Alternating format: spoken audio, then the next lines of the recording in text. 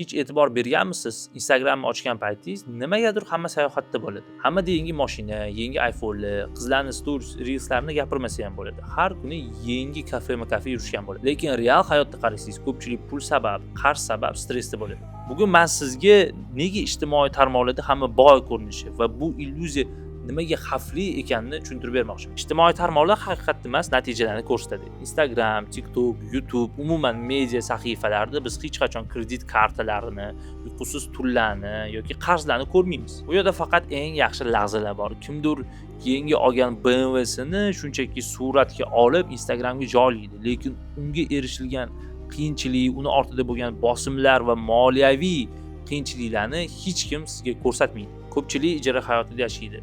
Bu qism og'riqli, lekin rost. Mashinasi ijarada, uyi o'ziniki emas, sayohatga kreditga chiqadi.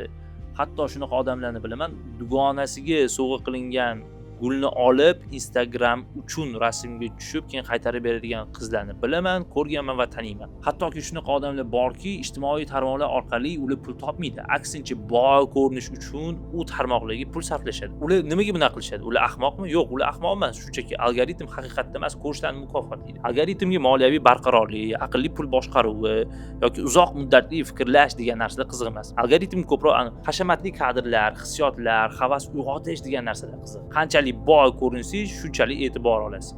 E'tibor esa muvaffaqiyatni illyuziyasini chaqiradi. Bu yerda eng xavfli bo'lishi mumkin bo'lgan joy bu siz o'zingizni boshqalar bilan taqqoslashingizda.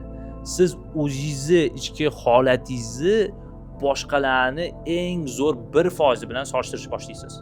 Bu esa eng xavfli narsa. Bu esa sizni stressga, moliyaviy barqaror bo'lmasligingizga, ichki bo'ladigan bosimlarga olib keladi. Keyinchalik topgan pulingizni boy bo'lish uchun emas, aksincha kambag'al ko'rinmaslik uchun sarflashni boshlaysiz. Bilasizmi, haqiqiy boylik zerikarli ko'rinadi. Haqiqiy pul jimlikni talab qiladi. Unga sekin erishiladi, ko'zga tashlanmaydi. Investitsiyalar chiroyli ko'rinmaydi, jamg'arma trend bo'lmaydi. Shuning uchun ham haqiqiy boy odamlar kamroq media sahifalarida chiqadi va kamroq blog yuritadi. Yillar o'tib ijtimoiy tarmoqlar odamlarda muvaffaqiyat tushunchasini o'zgartirib tashladi. Endi muvaffaqiyat degani bu band ko'rinish, boy ko'rinish va baxtli ko'rinish degani. Lekin aslida qanaqa edi? Aslida barqaror bo'lish, erkin bo'lish, xotirjam bo'lish. Mana shu narsalar muvaffaqiyatning kaliti. Shu sabab ham odamlar ko'proq pul topgan bo'lsa ham o'zini kambag'aldek his qilishni boshladi. Nimaga? Chunki ular ijtimoiy tarmoqlar orqali o'zini boshqalar bilan solishtirishga o'tib ketdi. Nimaga bu narsa sodir bo'ldi? Bu yerda muammo aniq. Yillar davomida ijtimoiy tarmoqlar odamlarni ko'proq pullarni sarflashga, o'zini boshqalar bilan solishtirishga, haqiqiy muvaffaqiyat bu boy ko'rinish degan tushunchani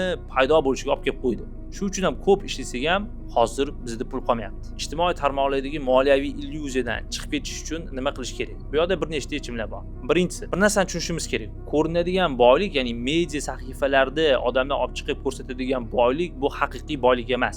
Haqiqiy boylik bu nima? Haqiqiy boylik bu qarzsiz yashash, favqulodda vaziyat bo'lib qolsa, sizda zaxira pulini bo'lishi yoki oy oxirida tinch uxlash. Mana shu narsalar haqiqiy boylik. Biz shu narsalarni anglab yetishimiz kerak. Ikkinchidan, topgan pulingizni odamlar bilan solishtirish o'rniga uni boshqarishni o'rganishimiz kerak. Ya'ni odamlar ko'pincha o'ylaydi, ko'proq pul topsam, o'shanda tejayman, shunda menga ko'proq pul qoladi deb o'ylaydi. Lekin u narsa sodir bo'lmaydi. Qancha ko'p pul topganingiz sari shuncha ko'p pul sarflaysiz. Bu holatda nima qilish kerak? Daromad oshishini kutish kerak emas. Qancha pul topgan bo'lsangiz ham qisman, ya'ni bir qismini uni zaxira sifatida olib qo'yishingiz kerak. Bu boylikni eng zerikarli lekin eng ishlaydigan qoidalardan bittasi. Illyuziyadan chiqib ketish yana bitta yechimi bu hissiyotlaringizni emotsiyangiz bilan emas, balki hisoblaringiz bilan boshqarishni o'rganing. Ijtimoiy tarmoqlar bizga nima deydi? Hozir sotib olgin, o'zingni siylagin, biz bir marta yashaymiz, hozir bo'lish kerak deydi. Lekin aslida unaqa emas. Siz har doim katta xarid oldidan 24 soat kutishingiz kerak. Bu narsa menga pul olib keladimi yoki yo'q degan narsani o'zingizdan so'rashingiz kerak va hasad paytida xarid qilmasligingiz kerak. Qaysidir bloger qiz yoki bloger inson bu narsani sotib olgani uchun siz ham sotib olishingiz bu eng katta xato aslida. To'rtinchisi bu pulga bo'lgan munosabatingizni o'zgartirishingiz kerak. Ko'pchilik pulni erkinlik emas, balki namoyish vositasi sifatida ko'radi.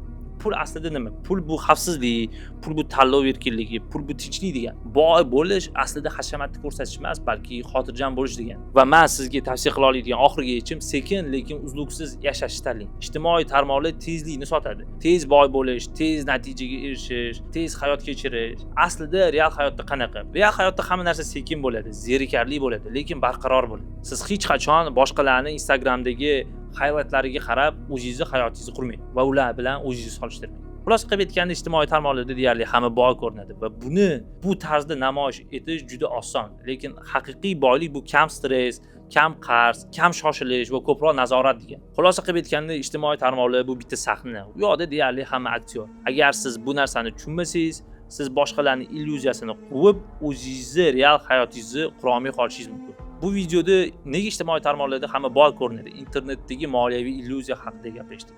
Menda hozircha shular. Agar sizga video yoqqan bo'lsa, like bosing, obuna bo'ling, kommentariya yozing. Ha, aytgancha, sizga yana bitta savol. Nima deb o'ylaysiz? Ijtimoiy tarmoqlar odamlarni rivojlantiradimi yoki aksincha, ularni pulga bo'lgan munosabatini buzadimi? Fikringizni izohlarda yozib bering.